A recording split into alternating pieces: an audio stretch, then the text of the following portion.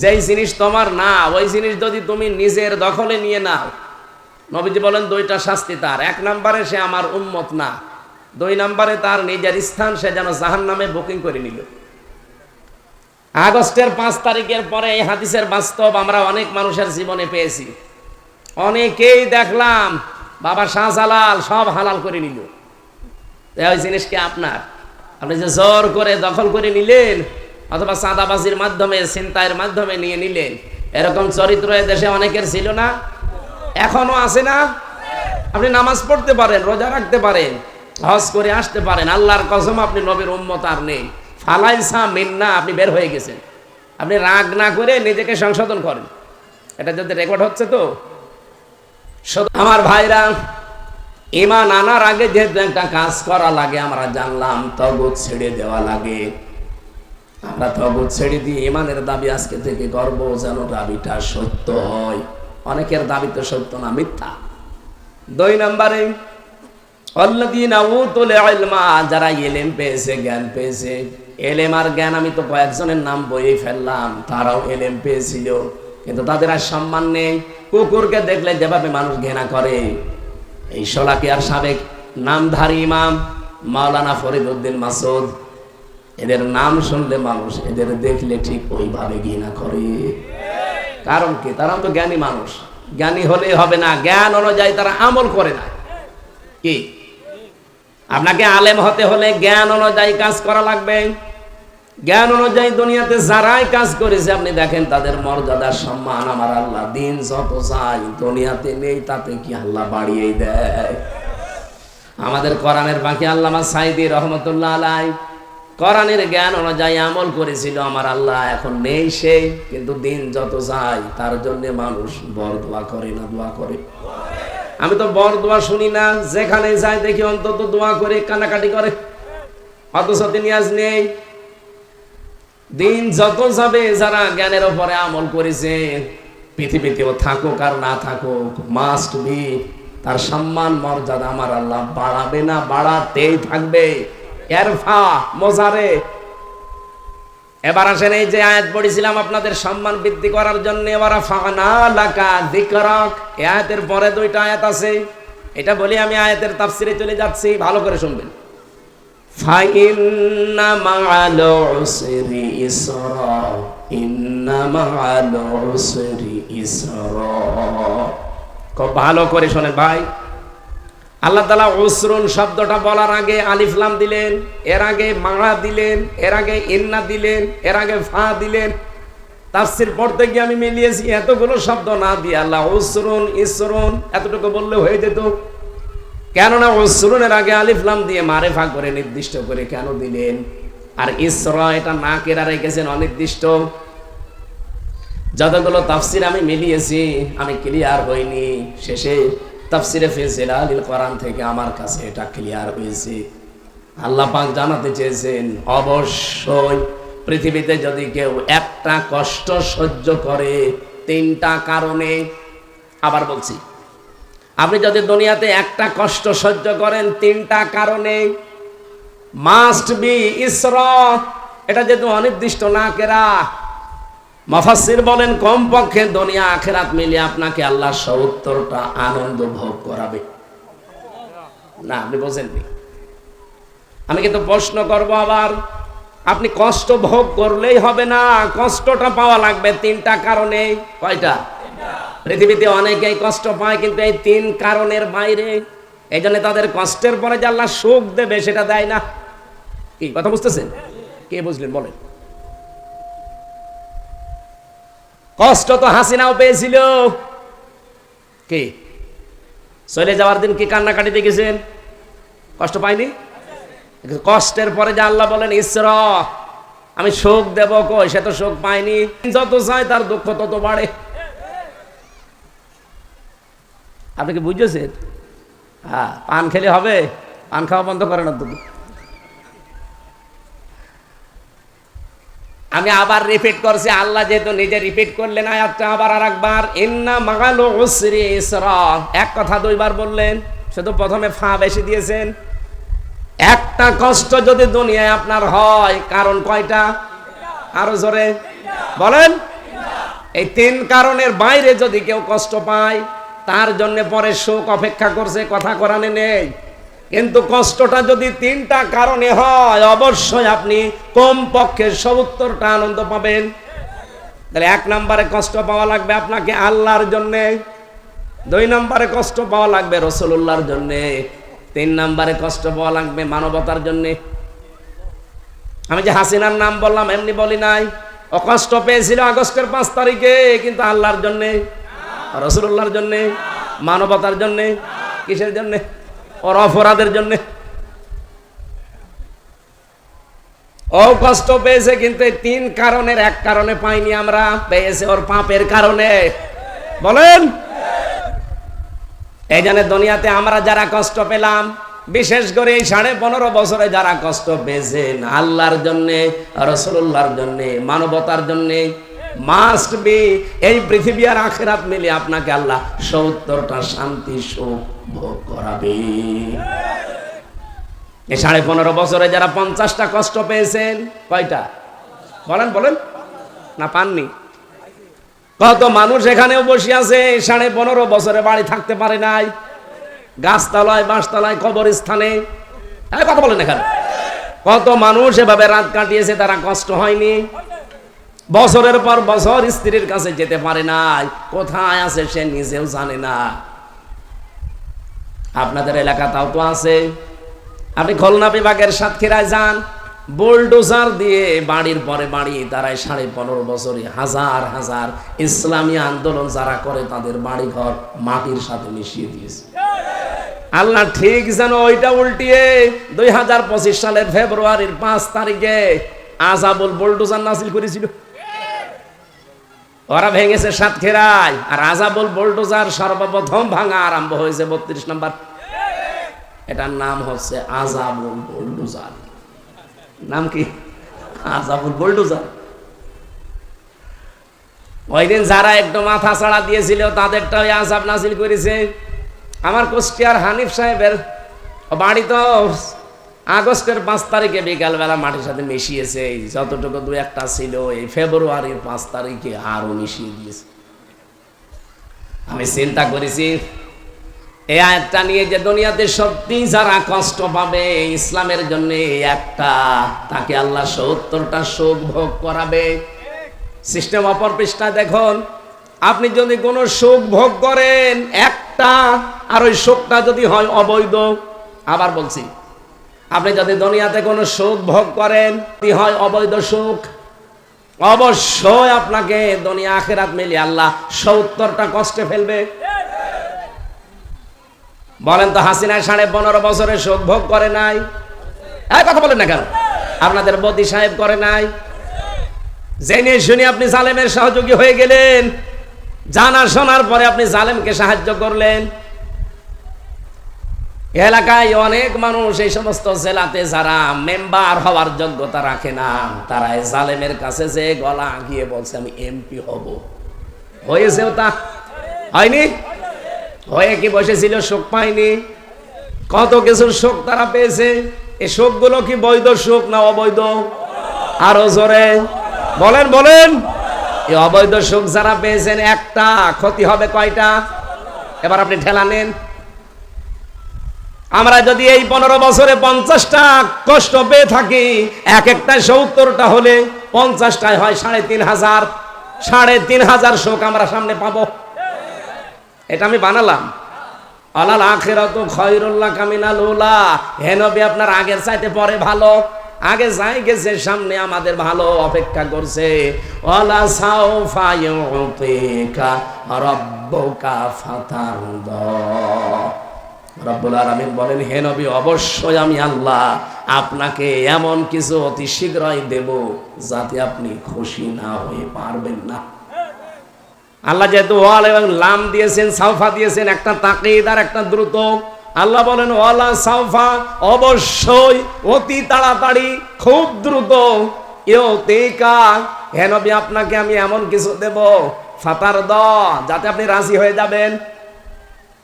ও বাংলার 96-92 ভাগ মুসলমান, কান খাড়া করে শোনেন। এদেশের প্রকৃত মুসলমান যারা আমরা আছি, কখনো আমরা খুশি হতে পারি না যতক্ষণ কোরআন রাষ্ট্রীয়ভাবে কায়েম না হবে। আমরা ওই দিন পরিপূর্ণ সন্তুষ্ট হয়ে যাব যখন চর্মচোখে দেখতে পাবো আল্লাহর এই কালাম দিয়ে বাংলার ৫৬,০০০ বর্গ মাইল চলছে। এটা কারা দেখতে চান দেখি? লিল্লাহে তাকবীর। এই দেখেন তো, হাত তোলেনি কে?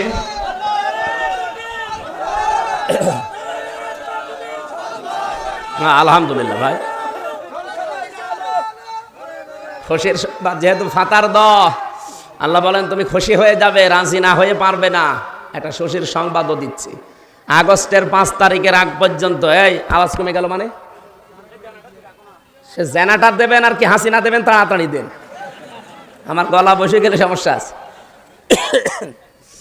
মাইক্রোসফট খ্রিস্টানরা চালায়, সারা পৃথিবীর ২৫৭টা দেশের রিপোর্ট দিয়েছে। এই এপ্রিল মাসের আজকে ১০ তারিখ না ১ তারিখে ওরা রিপোর্ট লাগিয়েছে তামাম দুনিয়ার ২৫৭টা দেশের, বাংলাদেশও আছে তার ভেতরে। আগস্টের ৫ তারিখের আগ পর্যন্ত এই দেশে মাত্র ১০০ জনের ১৫ জন চাইতো এই দেশে ইসলাম কায়েম হোক, তার ভেতরে আনোয়ারি সাহেব একজন। এই কথা বলছেন এখানে। এখন বাংলাদেশে ১০০ জনের ৬৬ জন মানুষ চাচ্ছে দেশে ইসলাম কায়েম হোক। এমনি দাদার মাথা খারাপ হয়ে গেছে। ৫৪ বছরে কোনোদিন দাদা হাত জোড় করেছে? অথচ ৩ দিন আগে করল। কথা বলছেন কেন? অথচ এতদিন আমারই হাত জোড় করা লাগতো। এমনিতে এটা করে নাই, করেছে বাধ্য হয়ে, বাস্তবতা দেখছে। এই জন্যই তো এখন ধোয়া তুলেছে যে এই দেশে জঙ্গি মাথা ছাড়া দিয়ে উঠতে। ও ডোনাল্ড ট্রাম্প, আপনি তাড়াতাড়ি করেন কিছু না কিছু, কি করবে? অর্থাৎ একটা মাতাল ফেলুর দশার জন্য ট্রাম্প দায়ী। এক কথা বলেন না কেন? এই মাতালটার যদি মাথা ঠিক হয়ে যেত, স্বাধীন হয়ে যেত। কারণ তামাম দুনিয়ার মুসলমানেরা একটু যদি হুঙ্কার দিতে পারত। এই ট্রাম্পকে এখন মোদি সাহেব এইটাই বোঝাচ্ছে, দেখেন এই দেশে জঙ্গি ভরে যাচ্ছে, মৌলবাদ বাড়ি বেড়ে যাচ্ছে, এদিকে দেশে সংখ্যালঘু নির্যাতন বেড়ে যাচ্ছে। এটা যে দাহা মিথ্যা কথা, তামাম দুনিয়ার এই রিপোর্ট যারা দিচ্ছে আন্তর্জাতিকভাবে তারা এখন দেখতে পাচ্ছে না। আগস্টের ৫ তারিখে এই বাংলাদেশ নিরাপদ হচ্ছে ইসলামপন্থীদের হাতে। এই কথা বলেন না কেন? একটা মন্দির কোন জায়গায় ভেঙেছে? বলেন। কারো বাড়ি ঘরে আগুন লেগেছে? অথচ ১৫.৫ বছরে কত নাটক আমরা দেখলাম, একজন তো একটা জঙ্গিও ধরা পড়লো না। আর ও যদি এখন থাকতো জঙ্গি ধরতো। পোড়াটা নাটক। আমি নিজেও তো জঙ্গি মামলা দিয়েছিলাম, আমারে দিয়েছিল আনসারুল্লাহ বাংলা টিমের প্রধান। বলছে কি সে? আমরাও জানি না, কিন্তু আপনি প্রধান। আমি জেলখানার ভেতরে একজনকে পেয়েছিলাম, মনে হচ্ছে আল্লাহ দলের প্রধান আব্দুল মতিন, 18 বছর ছেলে। আমি ওনারে একদিন বললাম যে ভাই, আপনি আল্লাহ দলের প্রধান, আপনি সভাপতি, সেক্রেটারি কে? আমার ছেলে। ও সভাপতি, ও ছেলে সেক্রেটারি, দেশে আর কেউ নেই। এই হচ্ছে জঙ্গি। কিচ্ছু নেই, এগুলো কয়েকটা আছে উগ্র, এই তাছাড়া জঙ্গি বলে কিছু নেই। সবগুলো ওদের ইসলামকে ঘায়েল করার নাটক, অন্য কাউকে কিন্তু ধরতো না। দেখেন এই দেশে জঙ্গি বলে চালিয়ে দিতে হয় একামতে দিনের নেতা কর্মী এরা, আর খুব খুব অল্প কিছু ধরেছিল কওমি মাদ্রাসার কিছু আলেমদের।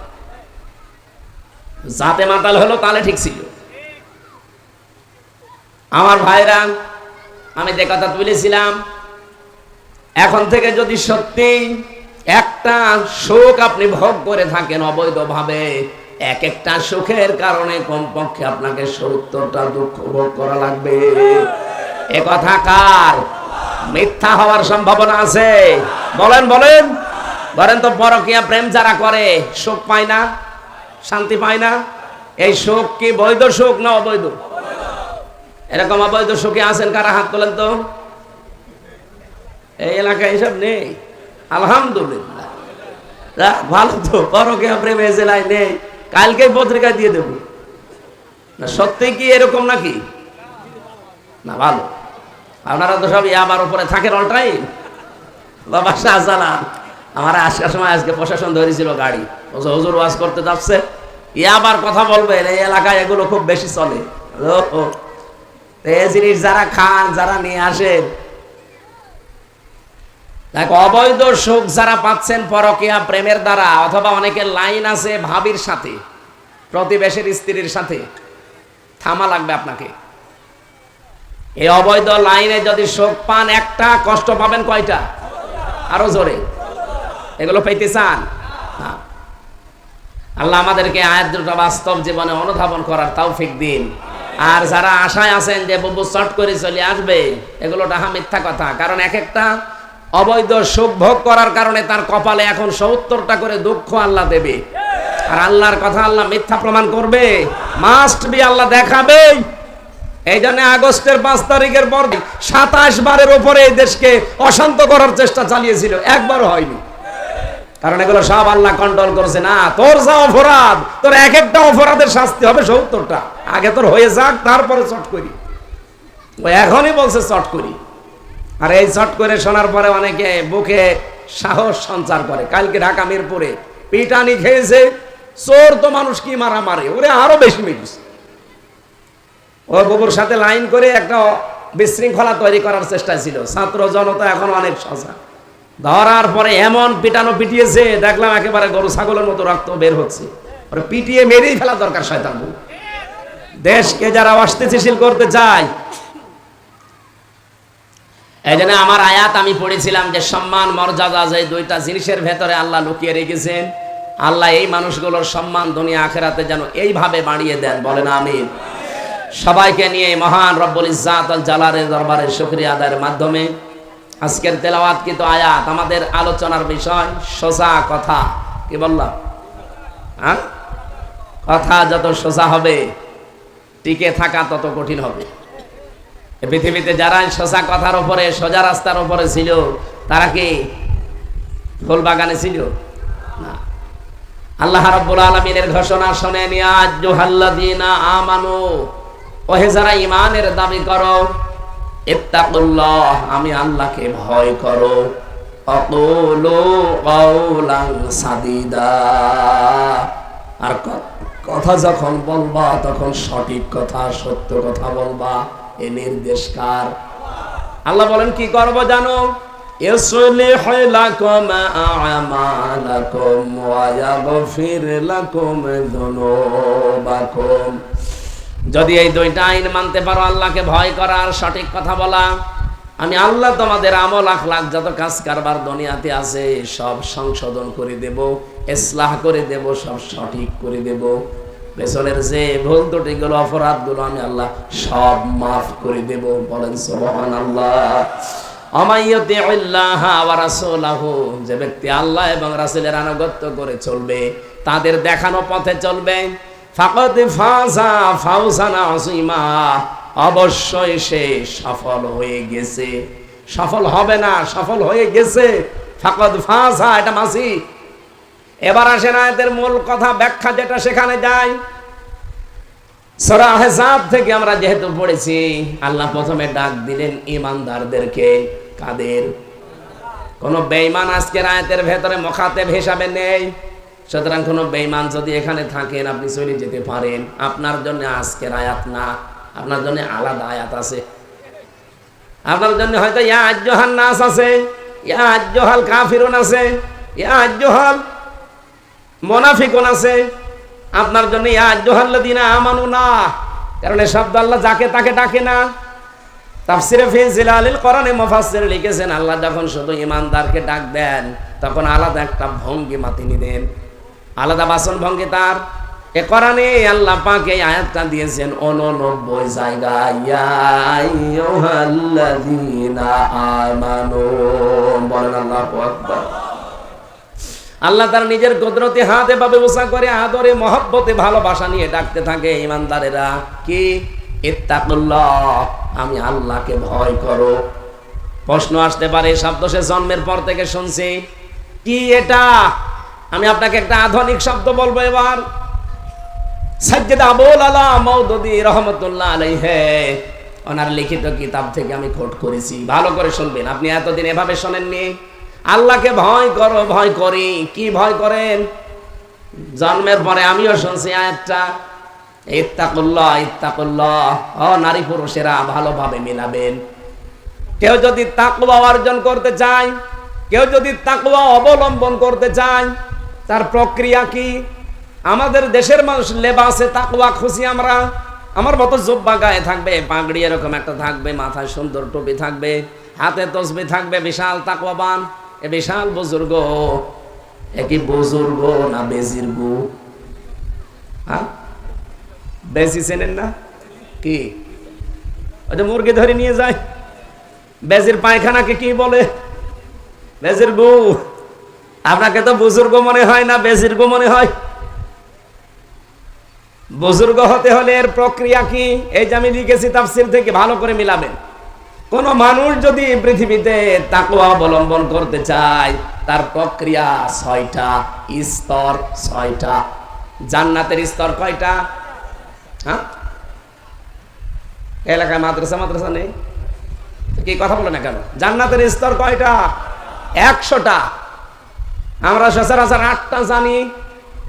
আল্লাহ পাক জান্নাতের স্তর বানিয়েছে 100টা। দুনিয়ায় যে যে ধরনের কাজ করবে, আমল করবে, মরণের পরে আল্লাহ তাকে ওই স্তরে রাখবে। কি কথা বলে না কেন? আর জাহান্নামের স্তর 7টা।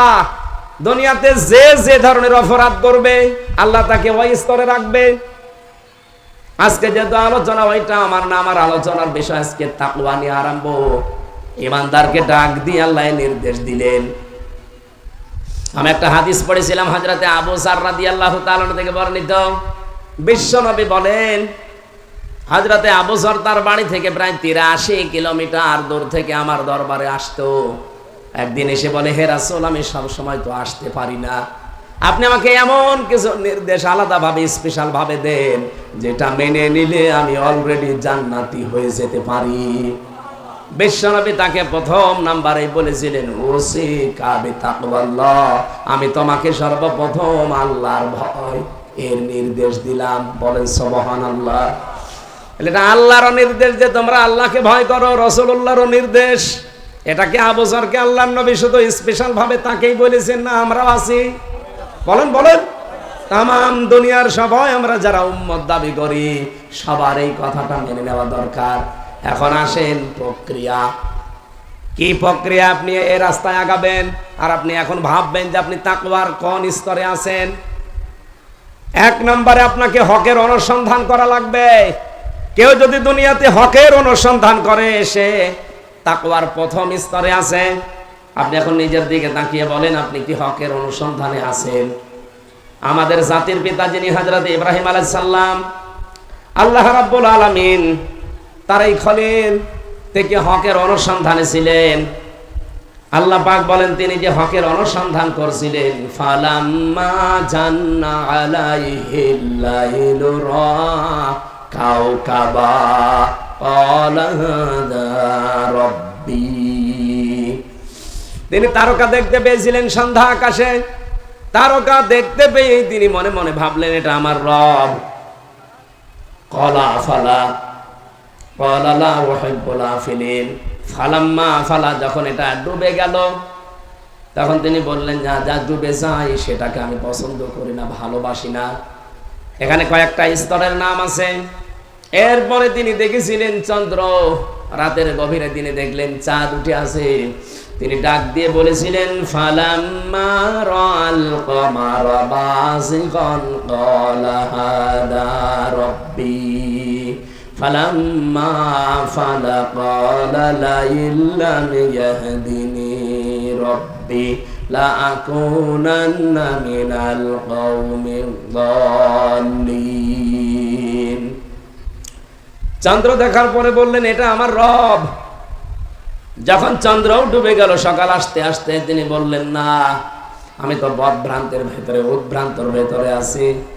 আল্লাহ যদি আমাকে হেদায়েত না দেয়। সকালবেলা সূর্য দেখলেন, বিশাল সূর্য উঠতেছে পশ্চিম আকাশে। ওটা দেখার পরেই তিনি ডাক দিলেন, ফালাম্মা রা'আশ শামসা বাযিগাতান ক্বালা হাযা রাব্বি হাদা আকবার। তিনি বললেন এই তো বিশাল রব, এইটাই আমার বড় রব। ওইটাও যখন অস্তমিত হয়ে গেল, ফালাম্মা ফালাত ক্বালা ইয়া কওমি ইন্নী বারিউম মিম্মা তুশরিকুন। তিনি বললেন যেটা ডুবে যায় ওটাকে আমি আমার রব হিসাবে মানি না। দুনিয়ার মানুষেরা, আমার বংশের মানুষেরা, আমার গোত্রের মানুষেরা, আমার কওমের মানুষেরা সাক্ষী থাকো, আমি তোমাদের সাথে শিরিক করি না, শিরিক থেকে আমি মুক্ত। এবার ঘোষণা দিয়ে দিলেন সবার সামনে দাঁড়িয়ে, ইন্নী ওয়াজ্জাহতু ওয়াজহিয়া লিল্লাযী ফাতারাস সামাওয়াতি ওয়াল আরদা হানিফা ওয়া মা আনা মিনাল মুশরিকিন। হযরত ইব্রাহিম ওই দিন বলেছিলেন, আমি তোমাদের সবার দিক থেকে মুখ ফিরিয়ে নিলাম, ওই আল্লাহর দিকে আমার মুখমণ্ডল ঘুরিয়ে দিলাম, যিনি আসমান আর জমিনের উদ্ভাবক। একনিষ্ঠভাবে আমি ফিরে এসেছি হানিফা। আমি লোক দেখানোর জন্য, রিয়ার জন্য না। কে কি বলবে ওদিকে আমি তাকাইনি, আমি সত্যি আল্লাহর দিকে একনিষ্ঠভাবে ফিরে এসেছি। ওমান আমিনাল মুশরিকিন, আর আমি কিন্তু মুশরিক না। আমি কি না? আরো জোরে বলেন, আরো জোরে বলেন। এই কথাটা বলে তিনি শেষ করে দেননি। এইবার যে আয়াত পড়বো এইটাই আমি বাংলাদেশের সাথে মিলাতে চাই। আমাদের জাতির পিতা হযরত ইব্রাহিম, তিনি হক অনুসন্ধান করে করে পেয়েছিলেন। আর আমাদের দেশে মানুষকে আলেমেরা হক পথ চোখে আঙ্গুল দিয়ে দেখিয়ে দেয়, এরপরও মানতে চায় না। হ্যাঁ, কথা বলেন।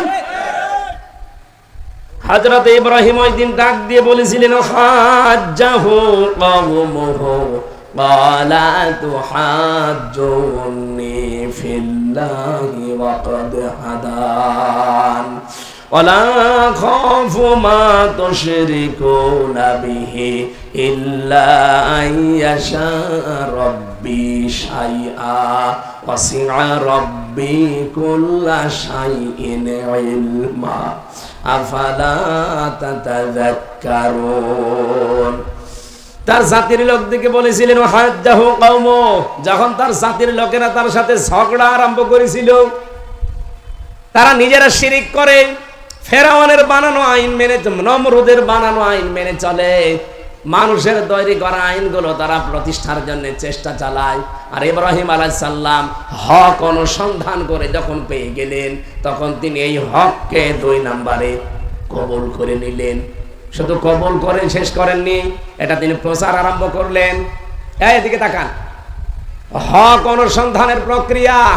আপনি যে তাকওয়ার কোন পর্যায়ে আছেন, আপনি প্রথমে বুঝবেন যদি হক অনুসন্ধান করার তালে থাকেন সব সময়, যে কোথায় হক পাওয়া যায়। এই বাংলাদেশে আজ হক অনুসন্ধান করা বড় সহজ না কঠিন? সবচাইতে বড় কঠিন। সবাই তো বলে আমরা হক, আট রশিয়ে বলে আমরা হক, দেওয়ান বাগির মতো ভণ্ড বলে আমরা হক, এমনকি মাছ ভান্ডারি নজিবুল বশর ও কিন্তু এতদিন হক বলি চলত। সারা পৃথিবীতে যে যে দলে আছে, মিনাল্লাযিনা ফাররাকু দীনাহুম ওয়া কানু শিয়া কুল্লু হিজবিন বিমা লাদাইহিম ফারিহুন। হে নবী, দেখবেন পৃথিবীতে যে যে দলে আছে, ওই দলের কর্মসূচি নিয়ে আনন্দে আছে যে আমি সঠিক আর ওগুলো সব ভুয়া। সবাই তো হকের দাবি করছে। হক অনুসন্ধান করে জাতির পিতা ইব্রাহিম নবী যেভাবে বের করেছিলেন, আমাদেরও এরকম কিছু করার দরকার নেই। যদি হক আপনি পেয়ে যান, এদিকে তাকান, যদি সত্যি হক আপনি পেয়ে যান, হক পায় কারা? যারা অনুসন্ধান করে। এবং হক কারা? সারা বালাদের ভেতরে আপনি 5টি কর্মসূচি দেখবেন। ফাক্কু রাকাবা আও ইতআমুন ফি ইয়াউমিন যি মাসগাবা, ইয়াতীমান যা মাকরাবা আও মিসকিনান যা মাতরাবা, সুম্মা কানা মিনাল্লাযিনা আমানু ওয়া তাওয়াসাউ বিস সাবরি ওয়া তাওয়াসাউ বিল মারহামা। এখানে 5টা গুণের কথা আছে। এই 5টা গুণ যারা অর্জন করেছে দুনিয়ায়, তারা হেদায়েতের উপরে আছে, তারা হক পথে আছে। এই বাংলাদেশে এখন প্রায় 474টার উপরে দল কাজ করছে, ধর্মীয় এবং জেনারেল মিলে। সবাই তো আর হক না, কি বলেন বলেন? আপনি কোরআনের সাথে মিলান, 5টা কর্মসূচি যাদের কাছে পাবেন, কোরআন বলছে তারা হেদায়েত প্রাপ্ত দল, তারা হক দল। ফাত্তাবিউস সিরাতাল আযম, তাড়াতাড়ি যাদের দ্বারা ইসলাম কায়েম হওয়ার সম্ভাবনা বেশি, তোমাদের নির্দেশ দিলাম। এটা ইবনে ওমর থেকে বর্ণিত, বিশ্ব নবী বলেন, মুসলিম শরীফের হাদিস। ফাত্তাবিউস সিরাতাল আযম, যাদের দ্বারা ইসলাম কায়েম তাড়াতাড়ি সম্ভাবনা বেশি, তোমরা দল মত নির্বিশেষে তাদেরকে সাপোর্ট দিবা, সমর্থন করবা বেশি। এটাকে আমি বানালাম হাদিসটা। বলেন বলেন। ফামান সাজ্জা সাজ্জা মিন্না, কেউ যদি এই হক প্রতিষ্ঠা যাদের দ্বারা দ্রুত সম্ভব এদেরকে সাপোর্ট না করে, সে যেন নবীর উম্মত থেকে বের হয়ে যায়। সূরা বালাদের এই 13 নম্বর আয়াত থেকে 18 নম্বর আয়াত পর্যন্ত বাড়িতে আজকে মিলাবেন। বাংলাদেশে 64 না 74 না 74,000ও যদি দল থাকে, একটা হক দল আছে আর আপনি খুঁজে পাবেন ফাক্কু রাকাবা, যারা মানুষের কাঁধ থেকে শৃঙ্খল দূর করতে চায়। বলেন তো এই পৃথিবীতে মানুষের দাসত্ব মুক্ত করার জন্য কত মানুষ তো চেষ্টা চালাচ্ছে।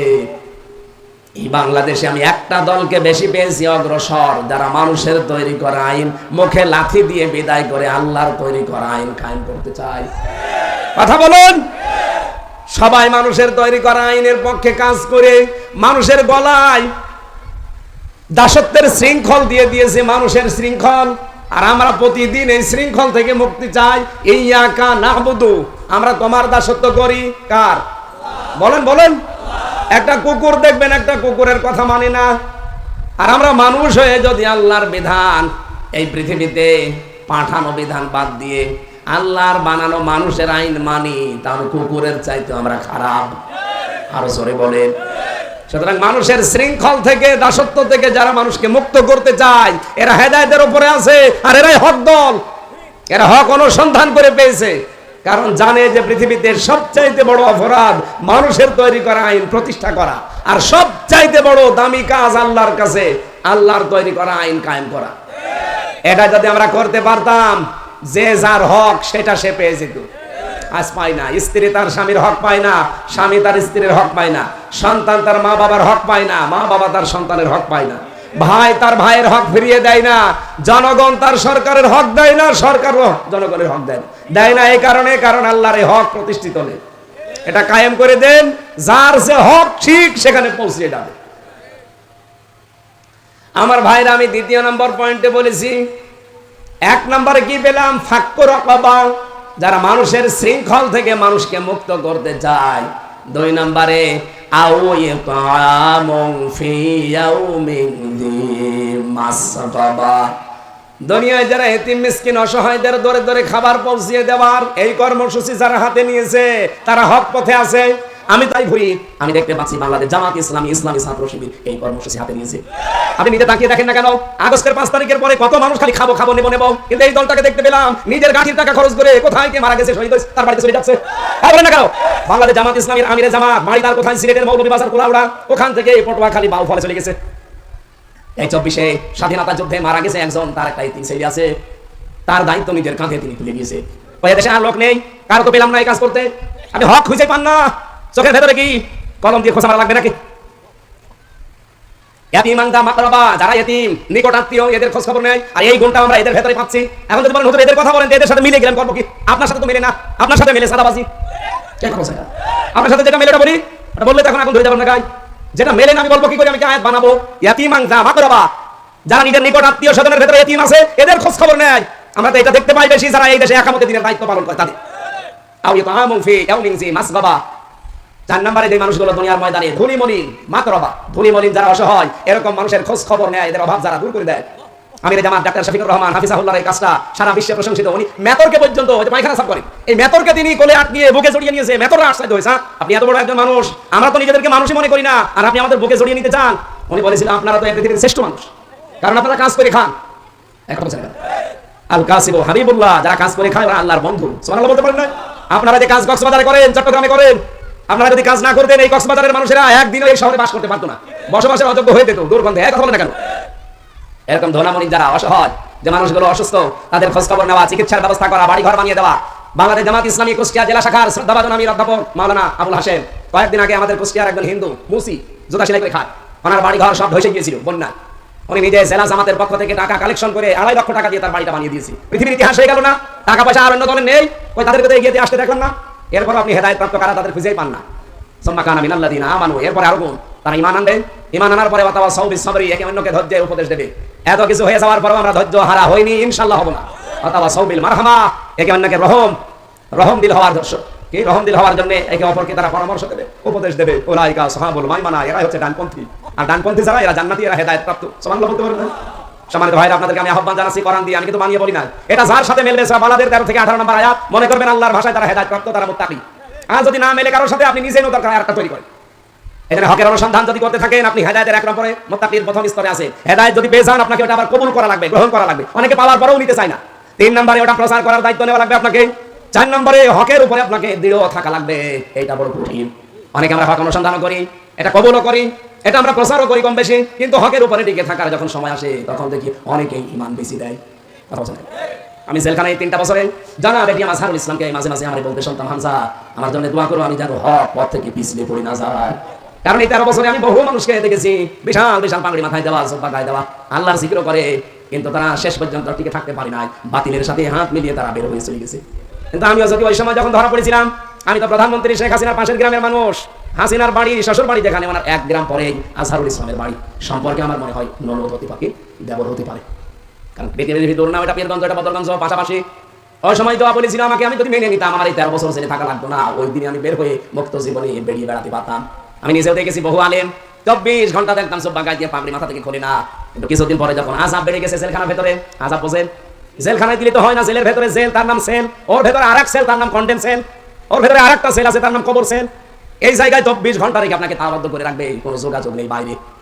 এরকম কঠিন পরিস্থিতিতে ওনাকে রেখেছিল। আমার সাথে প্রায় 76 জন আলেম ছিল। কত আলেমকে আমি আল্লাহকে পর্যন্ত ভুল ধরতে দেখলাম, আল্লাহ আর কতদিন, তুমি কি কিছু করবা না? অথচ মাত্র 3-4 মাস হয়েছিল, তাই তারা পাগল হয়ে গেছে। আর কোরআনের পাখি 13 বছর, তারা বিরক্ত হয়নি, আমাকে আরো উপদেশ দিত যে শক্ত থাকা লাগবে, এই যে বইটা পড়ো। আমাকে মাঝে মাঝে বই দিত, প্রোডাক্টিভ মুসলিম, কারাগারের একদিন, জয়নাব আল গাজালির। যখনই মানুষ হিসাবে একটু খারাপ লাগতো, বইটা পড়লে আবার ঈমান শক্ত হয়ে যেত। একজন মেয়ে লোক জয়নাব আল গাজালি ইসলামের জন্য, ঈমানের জন্য যা করেছে, আমরা 100 পুরুষ মানুষও পারি না। আমার বোন আসিয়া সিদ্দিকা, ডক্টর আফিয়া সিদ্দিকা এখন এই পরীক্ষা দিচ্ছে আমেরিকার জেলখানায়। হাফেজা ডক্টর আফিয়া সিদ্দিকা, আমাদের মুসলিম বোন, উনি জেলখানার ভেতরে এই বিশ্ব নবীকে স্বপ্ন দেখেছে। বাংলার মুসলমানেরা, যেটা বোঝাতে চাচ্ছি, হকের উপরে দৃঢ় থাকা আর টিকে থাকা, এটা কিন্তু বড় কঠিন বিষয়। আমি কাছ থেকে দেখেছিলাম, এই জন্য বলছি। শহীদ আব্দুল কাদের মোল্লা রহমতুল্লাহ আলাইহি জীবন শেষ হয়ে গেছে, তারপরও তিনি হক ছেড়ে দেয়নি, তিনি টিকে ছিলেন। তার একটা চিঠি ভাইরাল হয়েছিল, তার স্ত্রীর নাম তিনি ডাকতেন আদর করে পিয়ারি বলে, পিয়ারি। চিঠিটাই লেখা আছে, পিয়ারি যেদিন দেখা করতে যাবে সর্বশেষ, ওই দিন ওনাকে সাক্ষাতে নিয়ে গেছে, যে দেখে মাগরিবের পরে উনি চা খাচ্ছে। বলছে, ওগো তুমি এখন অসময় চা খাও? বলছে, পিয়ারি আমি রোজা ছিলাম, সারাদিন রোজা রাখার পরে আমি ইফতারি করেছি 2টা খেজুর দিয়ে, এখন এই চাটা খেয়ে নামাজ শেষ করব। আমি শুনলাম নাকি রাত 10টায় 1 মিনিটে আমার ফাঁসি। দোয়া করো আর আমাকে একটু পরামর্শ দাও তো, আমি কি ফাঁসির এই যে দড়ি গলায় যখন দেবে, এই ফাঁসির মঞ্চে যাবার সময় আমি কি লুঙ্গি পরে যাব না পায়জামা পাঞ্জাবি পরে যাব? তার স্ত্রী পিয়ারি লিখেছে, পরবর্তীতে মনে হচ্ছে উনি শ্বশুর বাড়ি যাওয়ার জন্য ব্যস্ত হয়ে গেছে। জেলখানার ভেতরে এক কারারক্ষী আমার দায়িত্বে ছিল, কুতুবউদ্দিন। আমার মাঝে মাঝে বলতো, হামজা ভাই, আমি একজনের দায়িত্বে ছিলাম ফাঁসির আগে, তার নাম শহীদ মীর কাসেম আলী রহমতুল্লাহ আলাইহি। ওনার যেদিন ফাঁসি হবে, মাত্র 3 ঘন্টা বাকি আছে, ওনারে বললাম, স্যার আপনি প্রস্তুতি নেন। উনি আমারে বলছে, কারারক্ষী ভাই, এখনো 3 ঘন্টা বাকি আছে, আমি 2 ঘন্টা ঘুমিয়ে গেলাম, 1 ঘন্টা আগে আপনি আমারে ডেকে দেবেন। ও বলছে, ঠিক, দেখলাম ঘুমিয়ে গেছে। রাত 10টা 1 মিনিটে ওনার ফাঁসি। আমি 9টার সময় ওনাকে ডাক দিলাম, দিব্যি ঘুম থেকে উঠলেন। অথচ ওনার ছেলে ব্যারিস্টার আরমান ওই সময় গুম হয়ে আছে। ওনার স্ত্রী হাসপাতালের বেডে, তার দলের লোকেরা লক্ষ লক্ষ পালিয়ে বেড়াচ্ছে, কেউ জেলখানায় ভর্তি।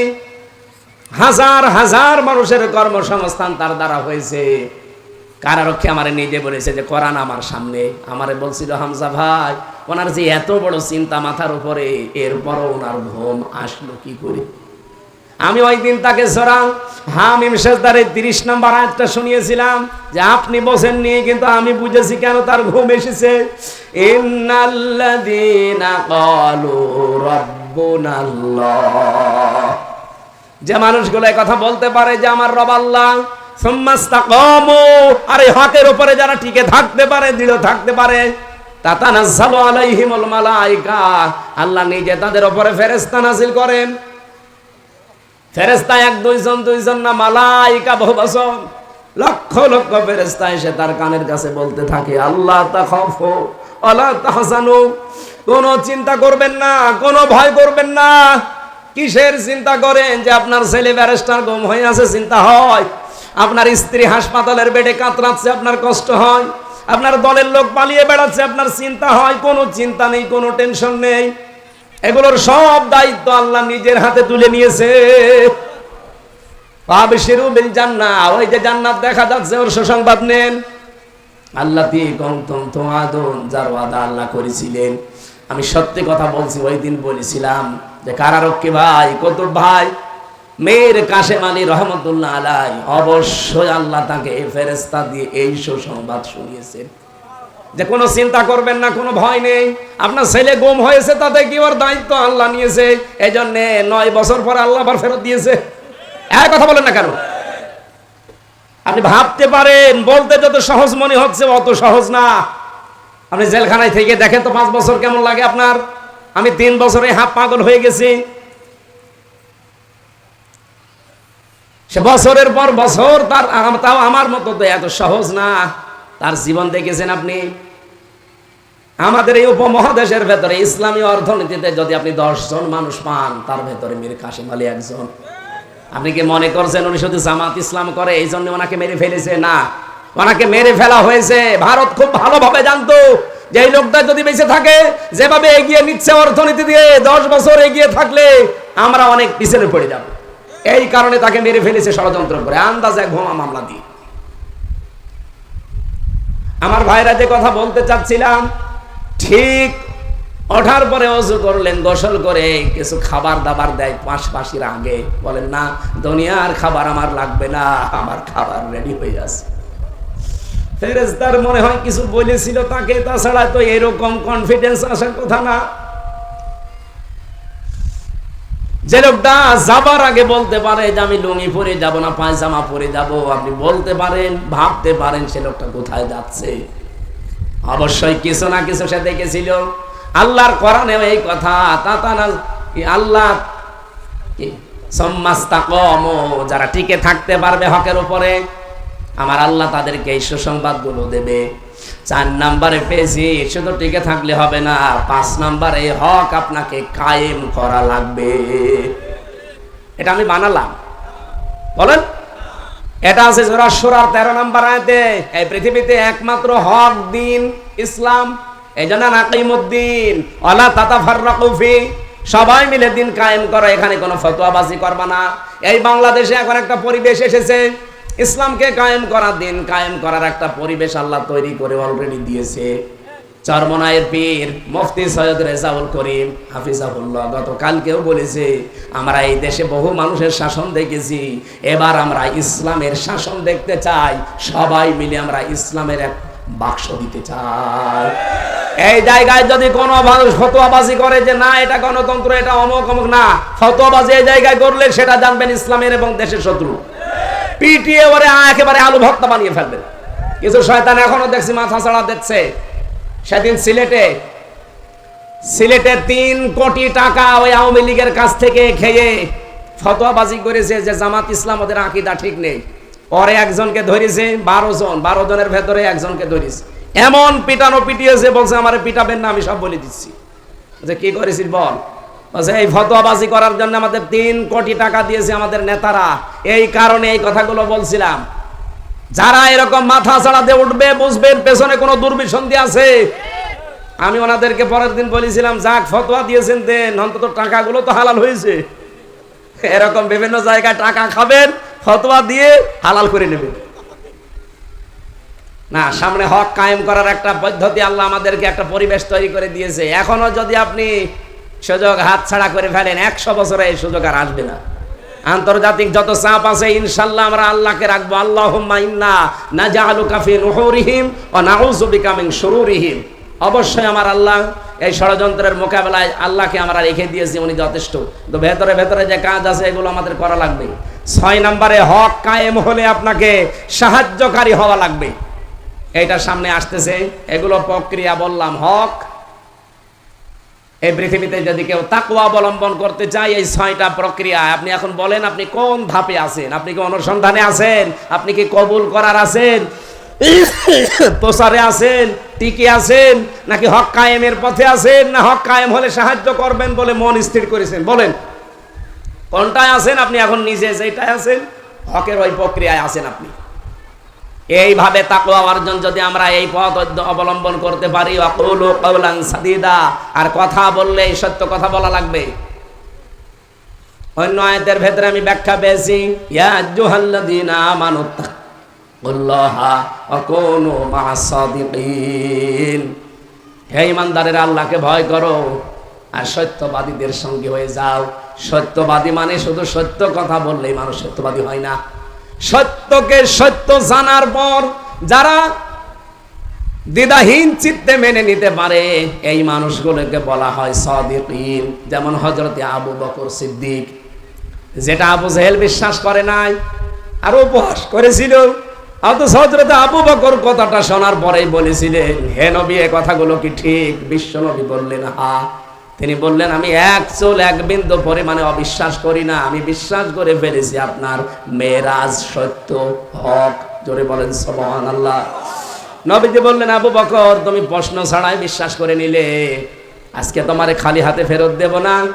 এত বড় হক সত্যকে যখন বিনা প্রশ্নে বিনা দ্বিধাহীন চিত্তে মেনে নিলে, আজকে থেকে তোমার নামে আমি লকব দিয়ে দিলাম সিদ্দিক। এই জন্য সত্যকে সত্য জানার পরে যারা গ্রহণ করবে তাদের সাথে থাকা লাগবে। মেয়েরা যারা এসেছেন শুধু নামাজ পড়া, রোজা রাখা আর কালো বোরকা পরা ইবাদত না।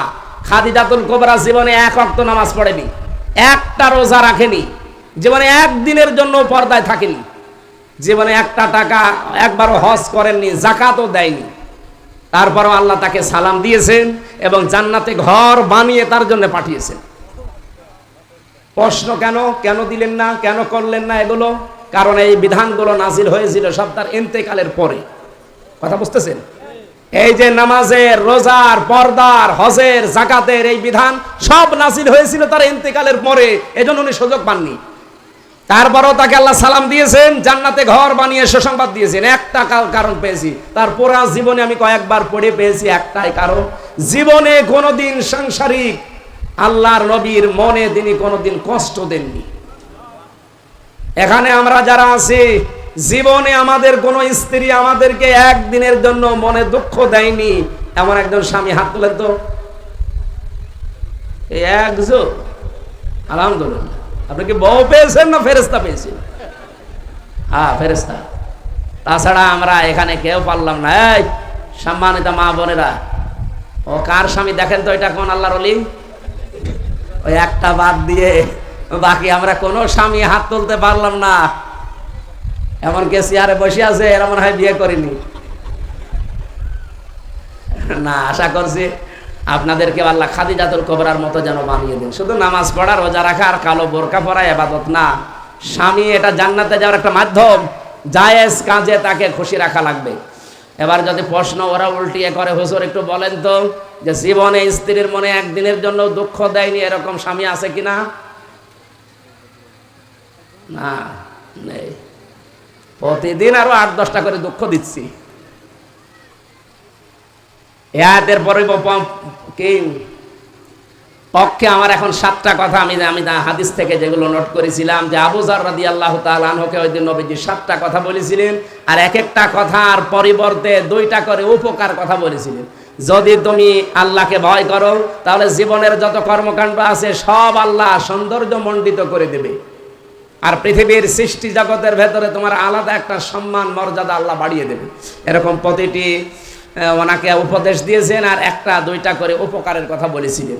আল্লাহ আমাদেরকে আয়াতটা বাস্তবে আমল করার তৌফিক। আমার গলা ভেঙে যাচ্ছে ভাই, এখন 4:30 পার হয়ে গেছে, এখনই আজান হবে, আপনারা নামাজ পড়ে বাড়ি যান। আল্লাহুম্মা আমিন।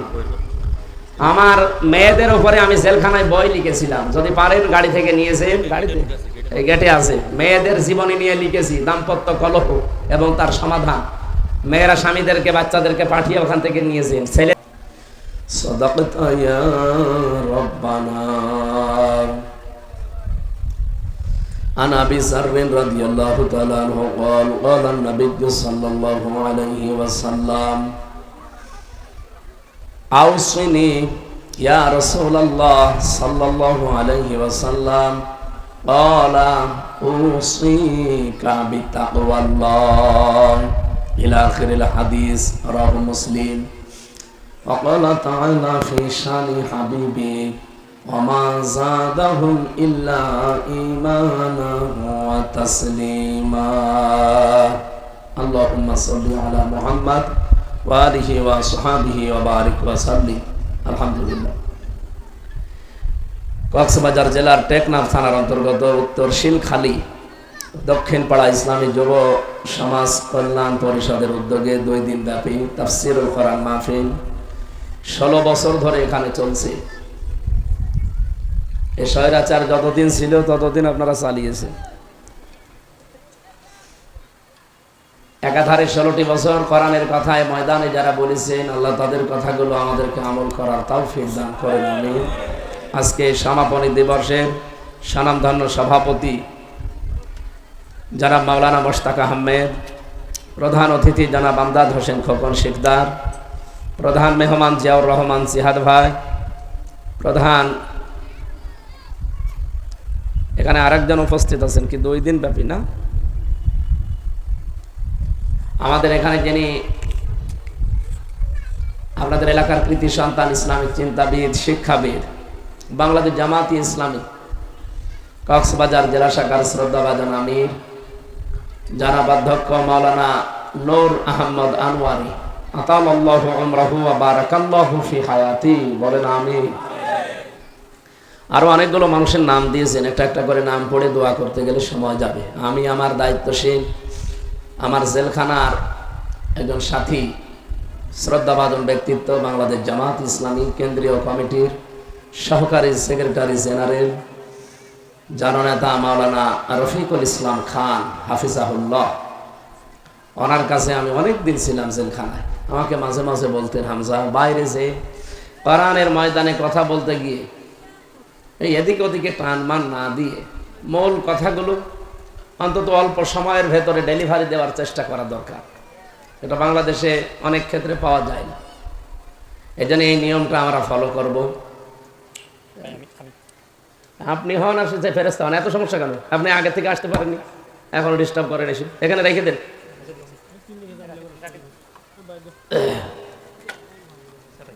সম্মানিত ভাইরা, নিচে রাখেন না কেন, সমস্যা কি? ছাতা আরেক ঝামেলা দেখি।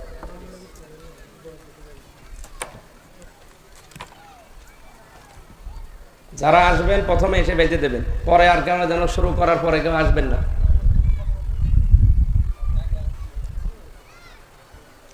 এজন্য ওনার কথা আমি ওই দিন থেকেই মেনে চলি, এর আগেও মানতাম। আমি বেশি কথা বলি না, ওই কেউ দেখি 2.5 ঘন্টা 3 ঘন্টা 5 ঘন্টা ওয়াজ করে।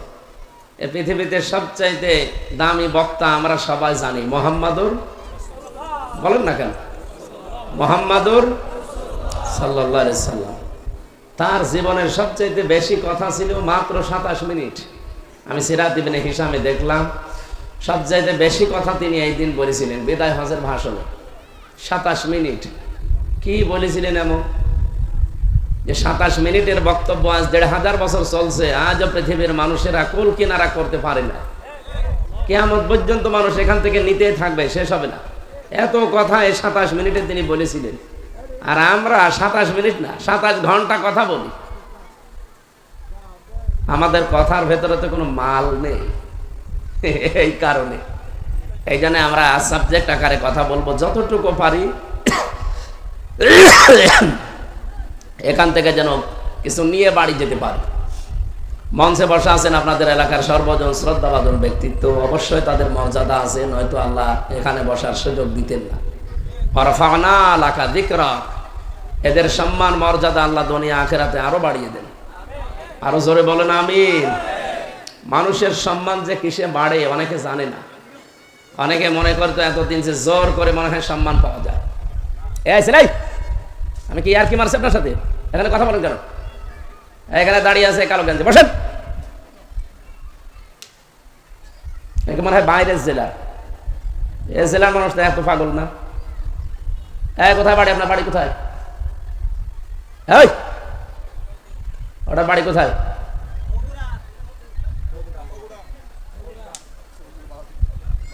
আর একটু পরে গেলেই তো হয়ে যেত কি মফিজ।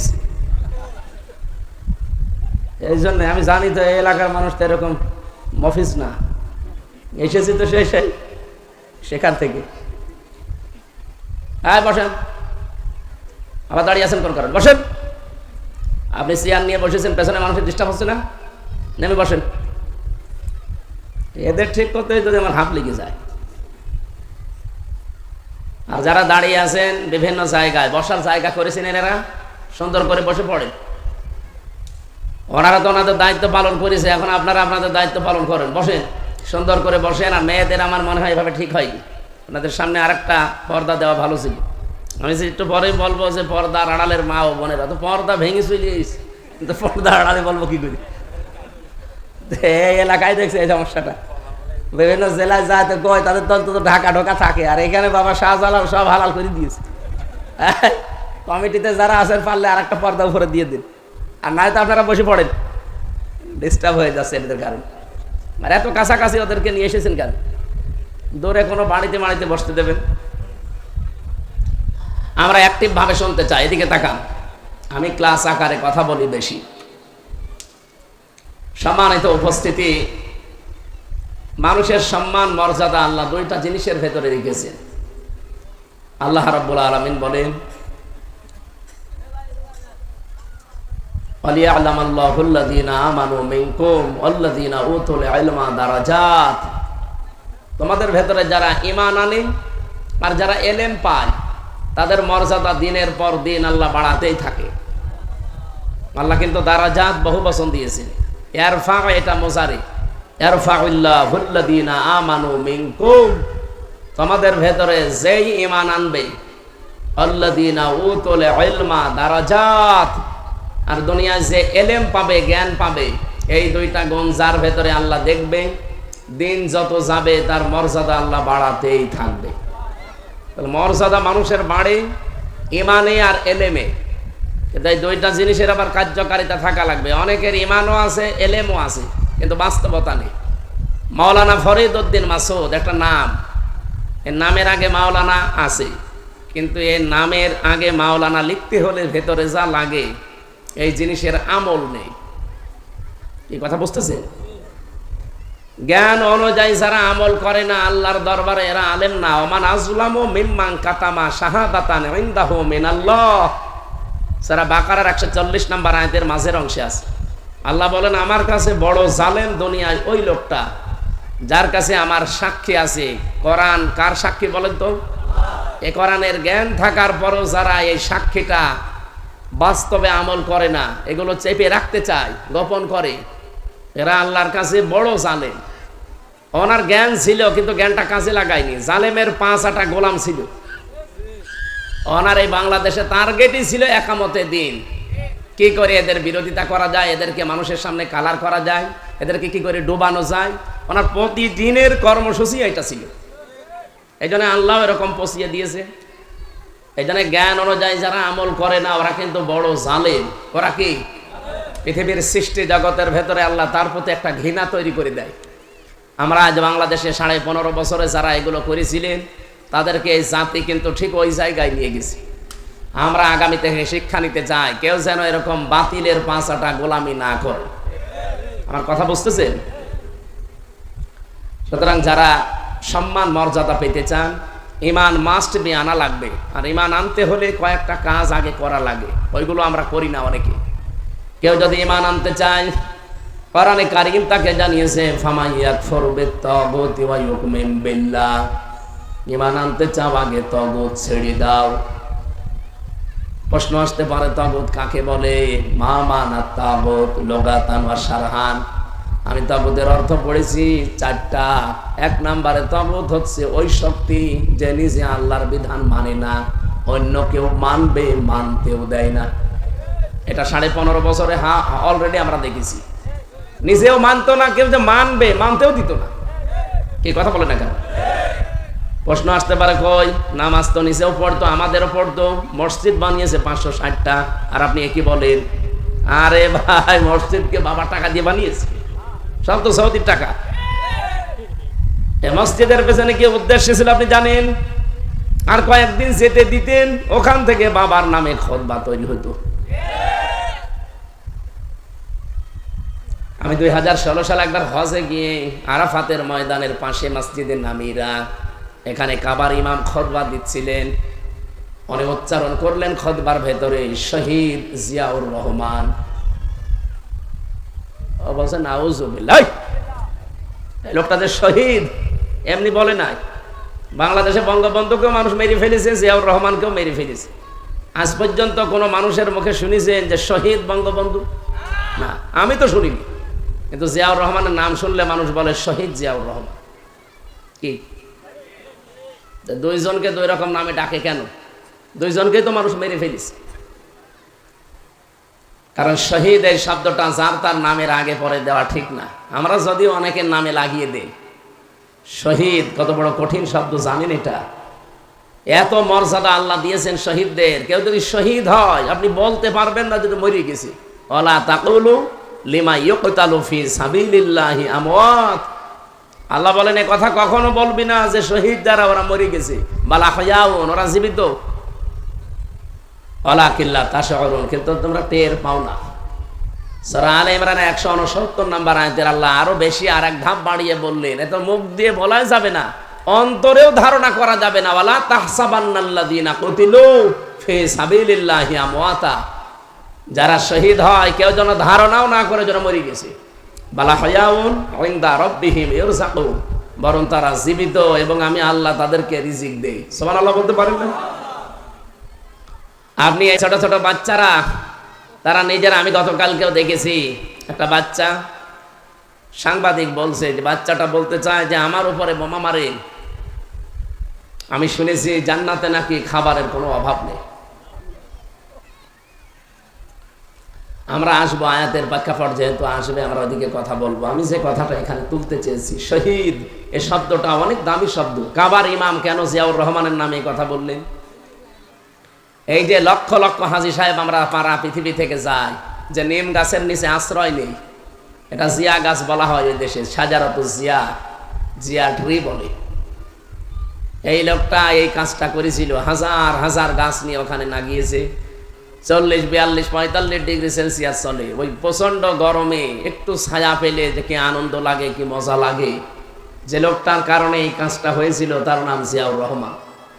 এই জন্য মানুষ তার নাম শুনলে শহীদ জিয়া বলে। আমিও দোয়া করি লোকটার জন্য, জীবনে যদি ওনার কিছু কবুল না হয়, আল্লাহ যেন ওনাকে এই কাজের ওসিলায় মাফ করে দেয়। বলেন বলেন। তার আদর্শ মেনে যারা রাজনীতি করছে, আগস্টের 5 তারিখের পরে আমরা অনেকের চরিত্র পাল্টিয়ে যেতে দেখলাম।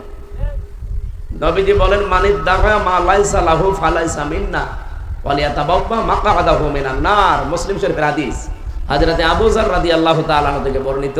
তো টেকনা ফেনা সারা বাংলাদেশে এই চরিত্র যাদের আছে, এমনকি 1940 সালে তাদেরকে আপনাদের রোহিঙ্গাদের মতো থাকতে দিয়েছিল দয়া করে, আর শয়তানরা এখন সব দখল করে তাদেরকে দেশ থেকে তাড়িয়ে দিচ্ছে। এই দখলদার, এই পৃথিবীর নিকৃষ্ট জাতি এখন এরা।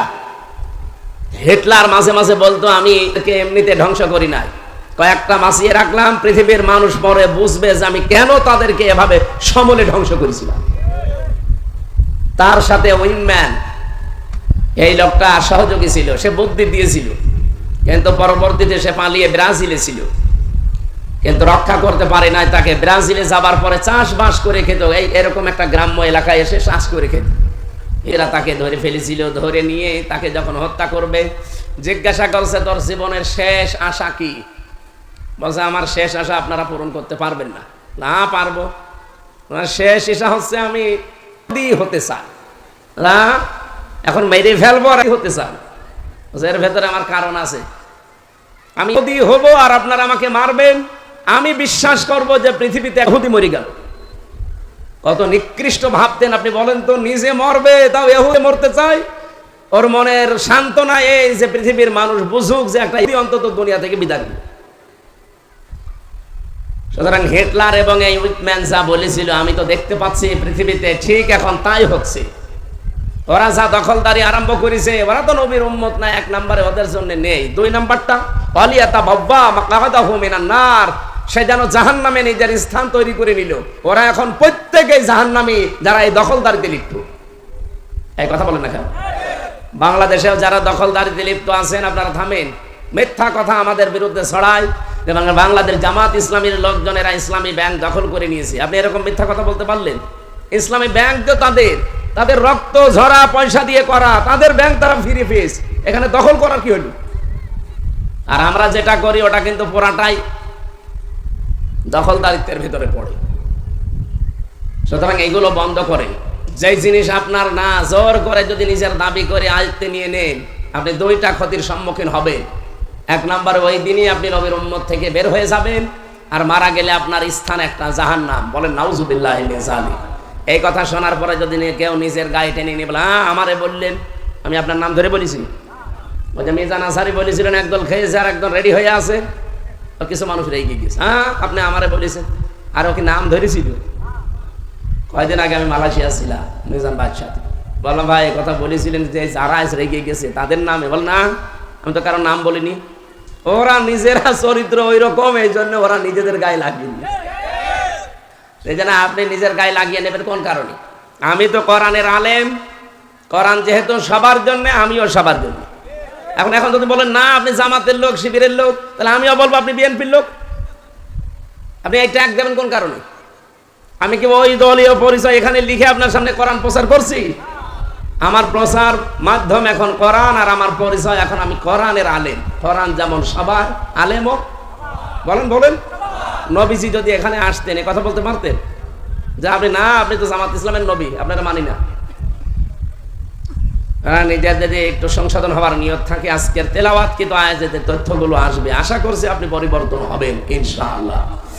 তাহলে আজকে থেকে আমরা সম্মান যদি সত্যি পেতে চাই, আমাদের ঈমান আনা লাগবে। আর ঈমান আনার আগে কাজ হচ্ছে তাগুতকে ছেড়ে দেওয়া। তাগুত কি? নিজে মানে না আল্লাহকে, অন্য মানবে, মানতেও দেয় না। তাহলে এরকম শক্তি যদি দেশে থাকে, অবশ্যই সেখান থেকে মুখ ফিরিয়ে লা ইলাহা ইল্লাল্লাহু মুহাম্মাদুর রাসূলুল্লাহ বলা লাগবে। এরকম শক্তি যদি আবার দেশে মাথা ছাড়া দেয়, সেখানে থাকা যাবে? বলেন। আমার মনে হয় আপনি কথা বুঝে ফেলেছেন। এরপরেও যদি কেউ বলেন আমি না বোঝার ভান করে বসে আছি, এদিকে আসেন, কানের নিচে এমন জোরে দুইটা দেব না, আপনি সব টের পেয়ে যাবেন।